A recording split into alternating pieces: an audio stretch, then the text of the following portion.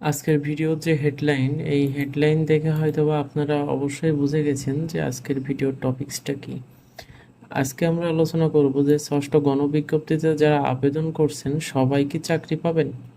দেখেন, আমি এই বিষয়ে আজকের বিষয়ে যে মূল আলোচনায় যাওয়ার আগে আপনাদের কাছে একটি অনুরোধ, আপনারা যদি আমার ইউটিউব চ্যানেলে নতুন হয়ে থাকেন অবশ্যই সাবস্ক্রাইব করবেন এবং নতুন নতুন ইনফরমেশন ভিডিও পাওয়ার জন্য ভিডিও উপভোগ করবেন।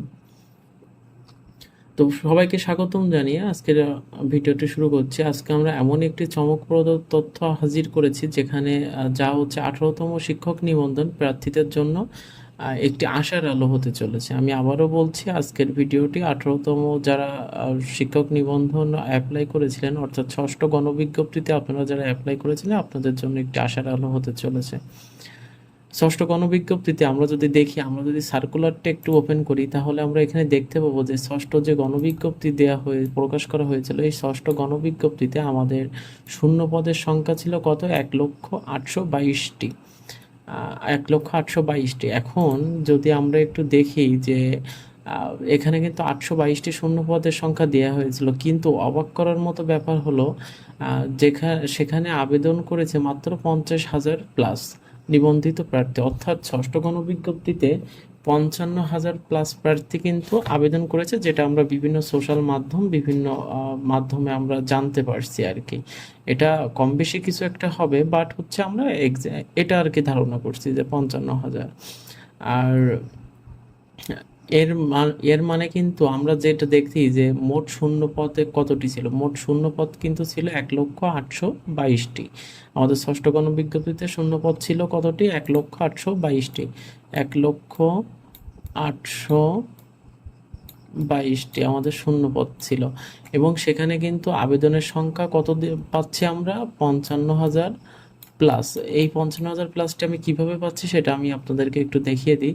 আমরা যদি আমাদের ফেসবুকের কিছু ওয়েবসাইট আছে যেখানে যদি আমরা দেখি, যে সেখানে বলা হয়েছে যে ষষ্ঠ গণবিজ্ঞপ্তিতে মোট আবেদন হয়েছে 57,378টি শূন্যপদ, যেখানে শূন্যপদের তালিকা ছিল 1,822,টি। আবার যদি আমরা অন্য আরেকটি বিষয় দেখি, সেখানে কি বলা হয়েছে? এখানে বলা হয়েছে যে ষষ্ঠ নিয়োগ বিজ্ঞপ্তিতে 57,378 আবেদন জমা পড়েছে। অর্থাৎ দেখেন, এত কম আবেদন জমা পড়ার কারণটা কি? এর নিশ্চয়ই কোনো কারণ আছে। এর কারণ হচ্ছে আমাদের এবার কিন্তু ষষ্ঠ গণবিজ্ঞপ্তিতে আবেদনের যে লাস্ট ডেট ছিল, এই লাস্ট ডেট কিন্তু অনেকেই মিস করে ফেলছেন। অনেকে ভাবছেন যে আমাদের আবেদনের লাস্ট ডেট ছিল 13 তারিখ, বাট না, আমাদের আবেদনের লাস্ট ডেট ছিল 10 তারিখ। এবং 10 তারিখ লাস্ট ডেট হওয়ার পরেও আমাদের কিন্তু অনেকে টাকা জমা দিতে পারেন না। আমরা অনেকে আমাদের যে যে সময় আবেদন করেছি তারপর থেকে যে 72 ঘন্টা সময়, অর্থাৎ ফি জমা দেওয়ার, সেই ফিটা কিন্তু আমরা জমা দিতে পারিনি।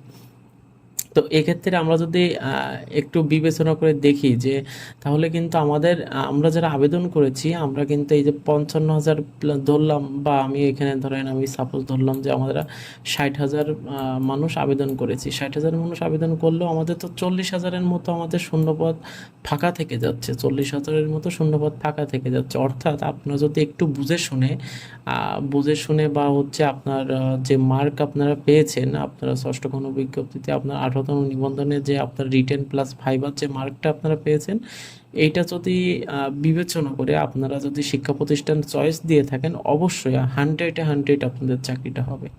আমি আবারও বলছি, যদি আপনারা শিক্ষা প্রতিষ্ঠান আপনারা যে মার্ক পেয়েছেন ভাইবা প্লাস হচ্ছে আপনাদের রিটেনের যে মার্ক আপনারা পেয়েছেন, এই মার্ক বিবেচনা করে যদি আপনারা শিক্ষা প্রতিষ্ঠান চয়েস দিয়ে থাকেন কোনো ভুল না করে, তাহলে আপনাদের 99% আপনাদের চাকরি হওয়ার সম্ভাবনা আছে।